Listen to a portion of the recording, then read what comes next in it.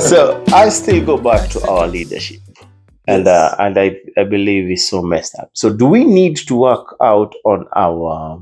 We go back to our parliament and amend all these all these stuff that have been there, like governing us and all that. Do we need to do that, and do we have power to do that? How tough or how easy is it? The people have the power Mm, because of these things. mm, Watch what happened in when Obama just became president. What they call the Arab Spring or something, mm-hmm, when all these people rise over some Facebook video. mm, This is, I mean, back in the day, it was hard to put people together. Militantism wasn't easy. You mm, had to march and be beaten and all of that. mm, It wasn't easy. You had to go to jail. Victor Sassouli and them went to jail with Mandela, mm. Oliver Tambo and them guys. People like that. I believe everybody right now. Let's just say there's hope. Let's just I say. believe everybody right now has a part to play, from our musicians, from our leaders, from our farmers, from everybody. Yes. Like when we work together, musicians, the Yeah. songs that we sing, Yes. like I believe if we sing these songs Yes. and the more these songs are coming up, people are listening about the freedom, about all these. Yeah.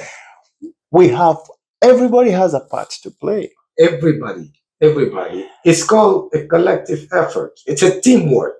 Mm-hmm. And I'm not an expert with socialism, Mm-hmm. but I believe if you allow the government to, people gonna try to crucify me for this, but government should be able to take it. It's like a father. Mm-hmm. It's that simple. Mm-hmm. So create a system where everybody pitching, everybody is fed, everybody, a good system. That's it. It's nothing crazy about it. How is that system created with all that is my question. You can balance it, man. It's not impossible. Just because it sounds so good to be true, we shall reject it. No, these are things that are possible, man. People achieve impossible stuff. We can find a way. If I take time and we sit down and we go through some things, we can come up with solutions. How do you explain countries producing a resource that is used to build airplanes?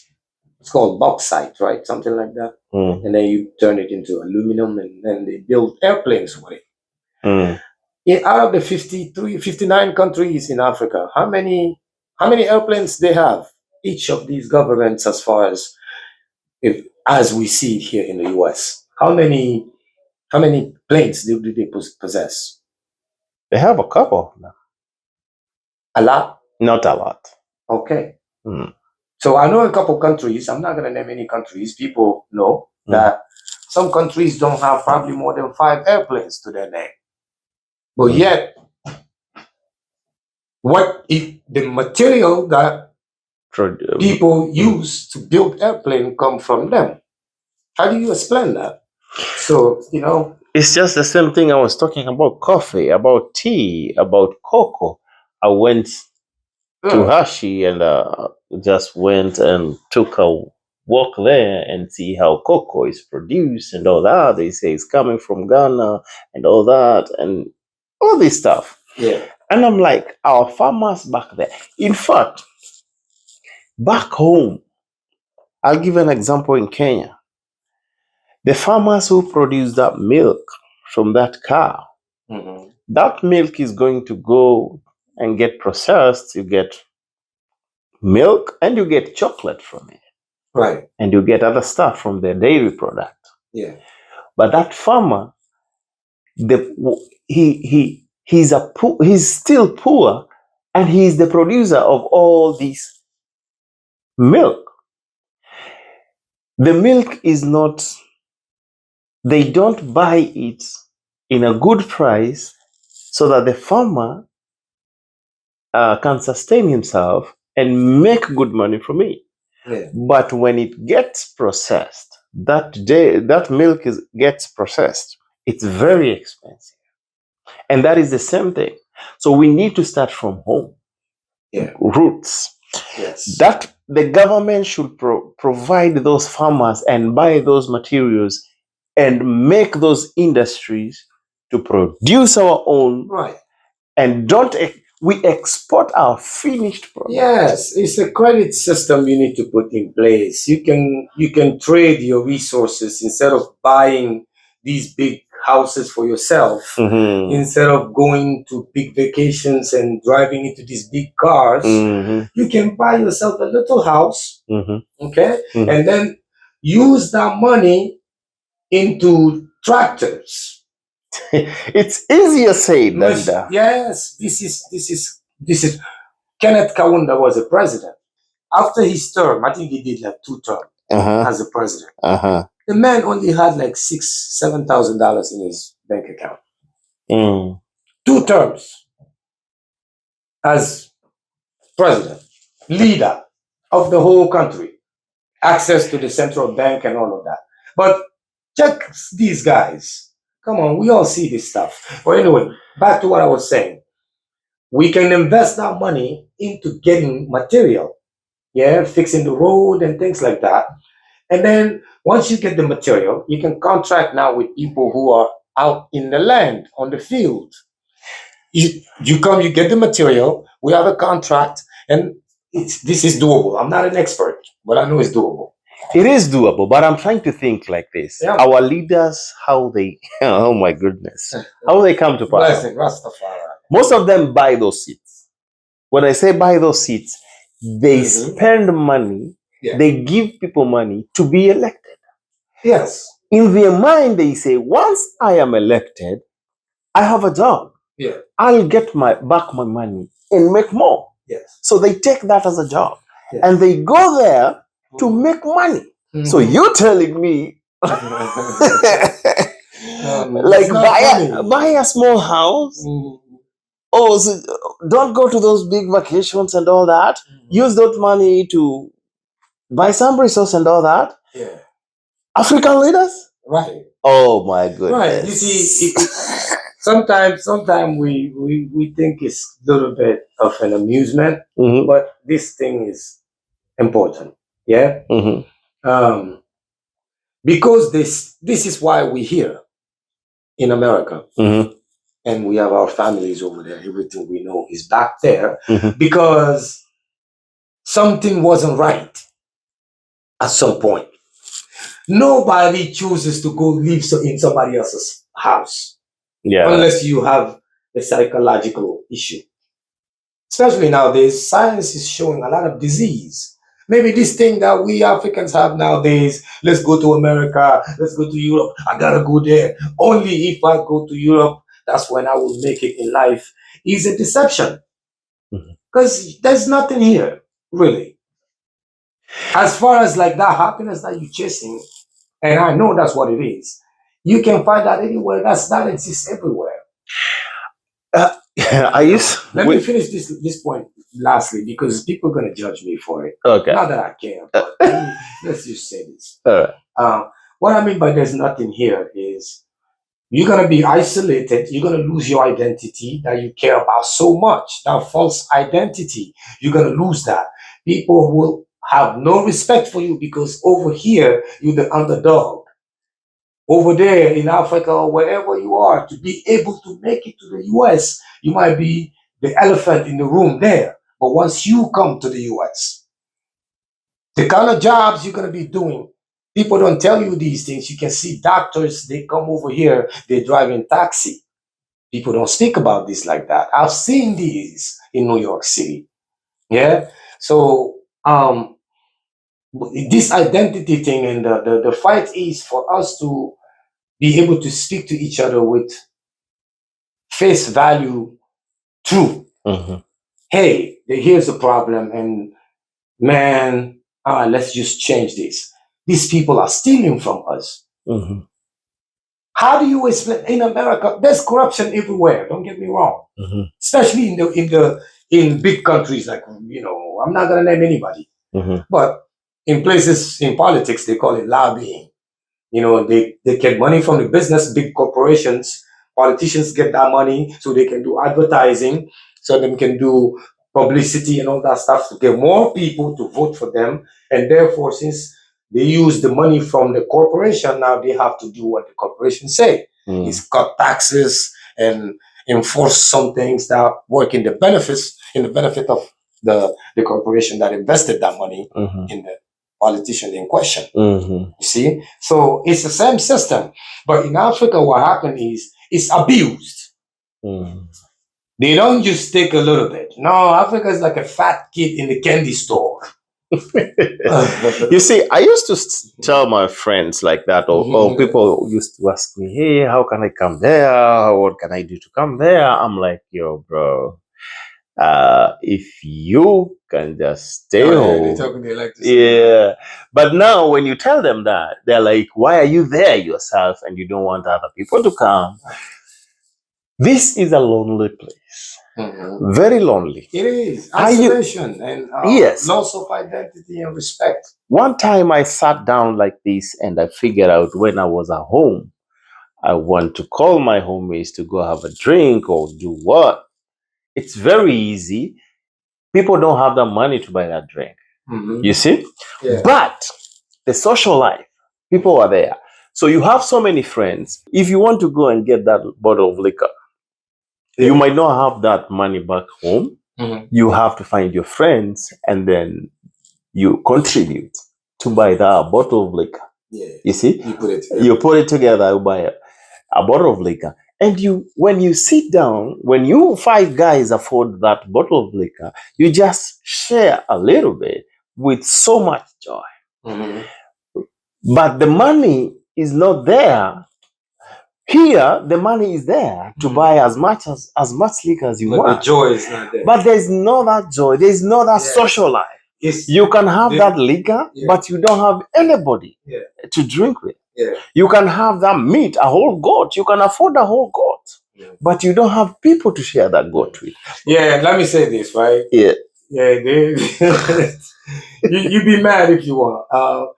In America, they like to pretend that they are happy. They're not. He's worried about the next bill. Don't worry. But there are good things in America. Yeah, there are good things. Polarity. Let me explain. Let me explain myself. Give me a chance. Go ahead. Duality, polarity, the yin and the yang system. God himself operates that way. Male, female, left, right. Polarity, binary systems is everything in nature. So the moon, for instance, is beautiful from here. You get too close, it has its little dirty, it says whatever. Everything has the yin and the yang. America gave me life.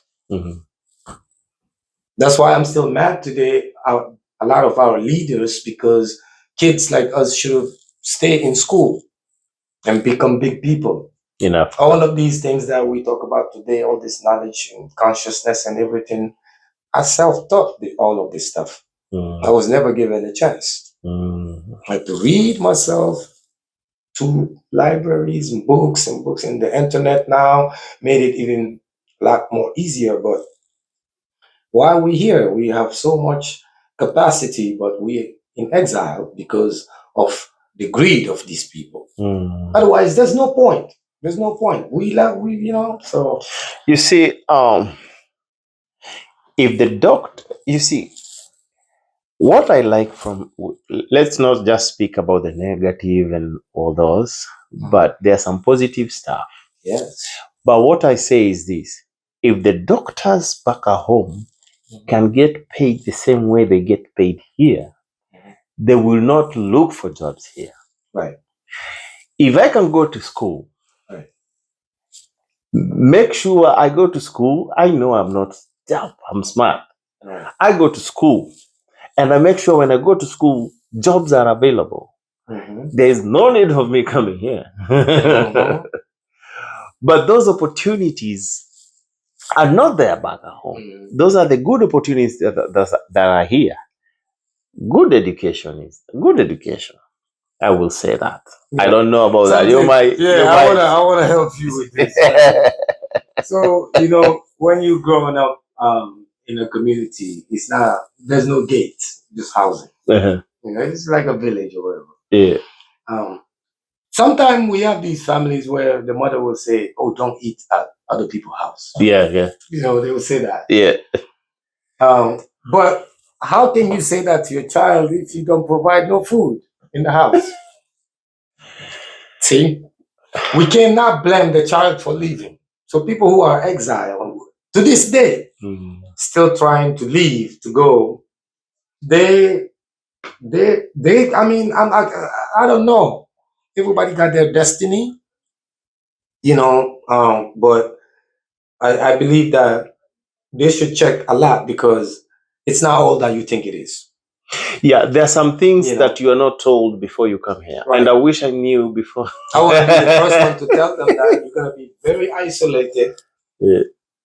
You're going to lose a lot of the stuff that you believe about yourself. Things are going to happen to you in these countries that you never thought was possible. But what? And it will be just simply because you wear that coat on your skin. That same uniform that we all wear. That's why I tell people, I say, you're not no different. You're from Senegal, Gabon, Accra, Ghana, wherever, it don't matter. Because to other people, in America, what they call us? They say African. They say Africa. Yeah. You're from Africa. They don't care if you're from Kenya or from Ethiopia, it don't matter. You're from Africa. Yeah, they call you African. Yeah. So other people see us the same. But we see each other different. How do you explain that? I was talking to a friend who is born here, but he wears the same uniform with me and all that.